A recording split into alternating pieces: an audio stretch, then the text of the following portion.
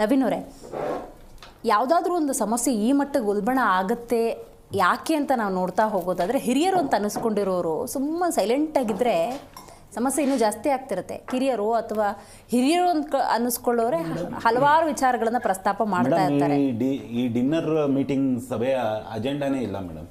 ಯಾಕಂದರೆ ಇವತ್ತು ಇವರು ಒಂದು ಬಾಗಿಲು ಮುಚ್ಕೊಂಡು ಒಂದು ಡಿನ್ನರ್ ಮೀಟಿಂಗ್ ಮಾಡೋ ಅಂಥ ಸಂದರ್ಭ ಬೇಡ. ಯಾಕಂದ್ರೆ ಜನರ ಮುಂದೆ ಇವ್ರು ಪಾರದರ್ಶಕವಾಗಿರ್ಬೇಕು. ಇವತ್ತು ನೀವೇ ನೋಡ್ತೀರಾ, ಜನರಿಗೆ ಇವತ್ತು ಒಂದು ಒಳ್ಳೆ ಆಡಳಿತ ಬೇಕು. ಹೌದು. ಆದ್ರೆ ಡಿನ್ನರ್ ಮೀಟಿಂಗ್ ಜನರು ಕೇಳ್ತಲ್ಲ ಮೇಡಮ್. ನೀವು ಡಿನ್ನರ್ ಮೀಟಿಂಗ್ ಮಾಡ್ತಾ ಇದ್ದೀರಾ, ಇಲ್ಲ ಫಾರಿನ್ ಟ್ರಿಪ್ ಹೋಗ್ತಾ ಇದ್ದೀರಾ, ಇದೆಲ್ಲ ಜನರಿಗೆ ಬೇಡ.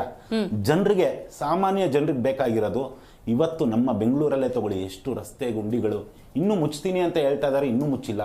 ಟ್ರಾಫಿಕ್ ಸಮಸ್ಯೆಗಳು ಎಷ್ಟಿದೆ. ಇವಾಗ ಮಳೆಗಾಲ ಇಲ್ಲ, ಇವಾಗ ನೆಕ್ಸ್ಟ್ ಬೇಸಿಗೆಗಾಲ. ಬೇಸಿಗೆಗಾಲದಲ್ಲಿ ರೈತರಿಗೆ ಏನ್ ಮಾಡಬೇಕು ಅದ್ರ ಬಗ್ಗೆ ಒಂದು ಮೀಟಿಂಗ್ ಮಾಡೋಣ. ರೈತರನ್ನ ಒಂದು ಕರ್ಸ್ಕೊಂಡು ರೈತರ ಪರ ಏನ್ ಮಾಡೋಣ ಮೀಟಿಂಗು.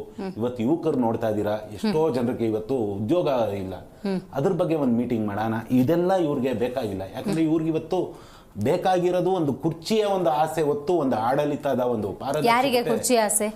ಸಿದ್ದರಾಮಯ್ಯ ಅವ್ರಿಗೂ ಇದೆ, DK ಅವ್ರಿಗೂ ಇದೆ. ಯಾಕಂದ್ರೆ ನೀವು ಒಳ್ಳೆ ಒಂದು ಆಡಳಿತ ಮಾಡ್ರಿ. ನೀವು ಮಾಡಿದ್ರೆ ನಿಮ್ಗೆ ಕುರ್ಚಿ ನೀವು ಕೇಳೋದೇ ಬೇಡ.